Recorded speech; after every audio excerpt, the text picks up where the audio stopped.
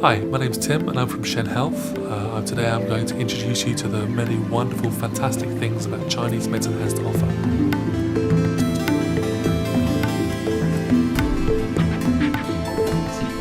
So what we're going to do is we're going to do gua sha on a patient.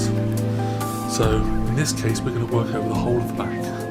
We're going to use for our gua sha tool this piece of buffalo horn, which is a nice smooth round edge, and I'm going to use a Chinese liniment, which is an emulsified cream which has herbal preparations inside it. You can use olive oil, you can use any kind of vitamin E cream, and for a tool you could use jam jar lids, smooth rounded objects that aren't going to be scrapey. So first of all we're going to apply the ligaments.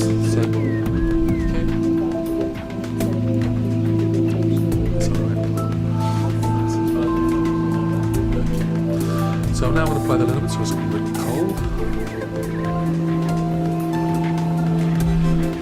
And we just want to use the tool to work down the back.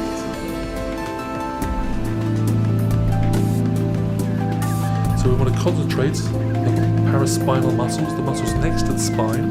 As you can see, this area is starting to turn red already, and we're just going to continue working this area, and it's going to show us where we need to concentrate.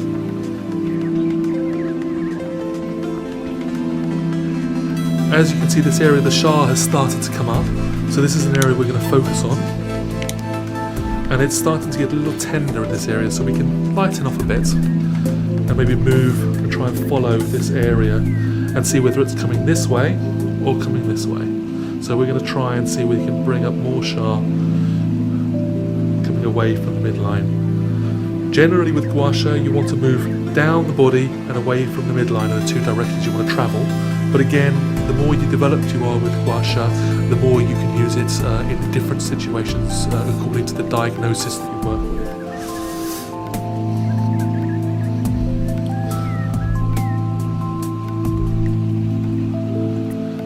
Alright, in this area we can see there's a line coming down next to the shoulder blade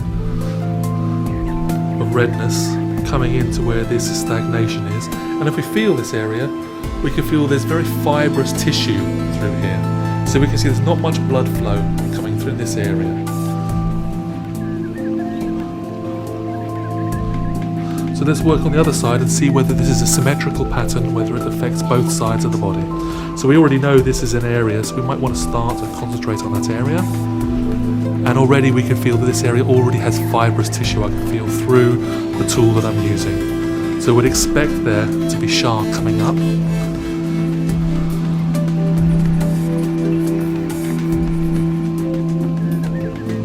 So we have a little bit of redness coming through, but not much SHA.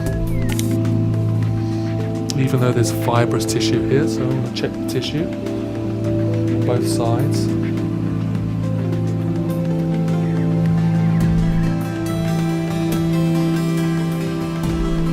If anything, it's a little tighter here. So it's going to encourage me to continue working, and you might want to just work across here.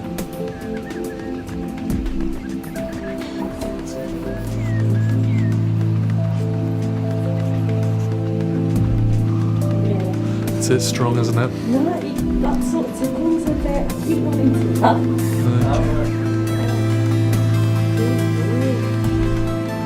So very often these areas are guarded. So the person may feel ticklish, they may feel a need to laugh, they may feel it's sort of a very intense sensation there. So if that gets a bit too much, what we can do is we can just use a bit of a percussive technique to break up any stagnation there first of all, and any guarding. This is called Pirfa.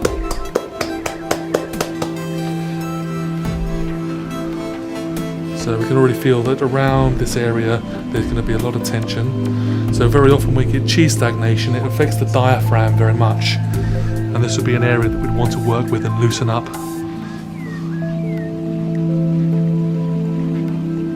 So it doesn't look like too much SHA is going to come up on this side, but we can see there's more stagnation on this side. Whereas here, we have the SHA that's come up, and so we have the fibrous muscle tissue just over this local area that needs to be released. And if we continue going down, I'd expect there to be less SHA coming up in the lower back. a little bit of redness starting to come up quickly here.